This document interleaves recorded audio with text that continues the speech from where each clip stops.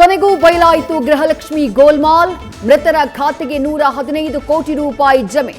News first ವರದಿ ಬಳಿಕ ವರದಿ ಕೇಳಿದ ಸಿಎಜಿ, ಲೋಪ ಒಪ್ಪಿಕೊಂಡ ಇಲಾಖೆ.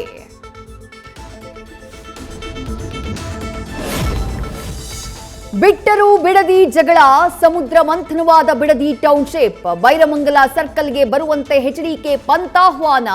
ಇತ್ತ ಗಡಿಯಾರದ ಗದ್ದಲಕ್ಕೆ ಚಾವಿ ಕೊಟ್ಟ ಪ್ರದೀಪ್ ಈಶ್ವರ್. ರೈಸಿನಾ ಹಿಲ್ಸ್ನಲ್ಲಿ ಸಂಪುಟ ಪುನರ್ರಚನೆಯ ಗಡಿಬಿಡಿ.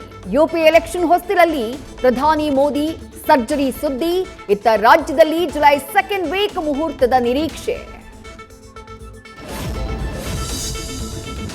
ಸಾಹುಕಾರ್ ಬಾಮೈದನನ ಅಗಣಿತ ಸಂಪತ್ತು ಕಂಡು ಇಡಿ ಶಾಕ್. ಭ್ರಷ್ಟಾಚಾರದಲ್ಲಿ ಅನಭಿಷಿಕ್ತ.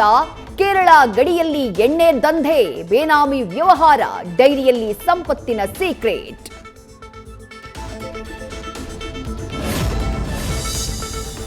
ಭಕ್ತ ಸಾಗರದಲ್ಲಿ ತೇಲಿ ಬಂದ ಚಂದಾನೆ ಚೋರಿ ಮಾಡಿದ ಖದೀಮರು.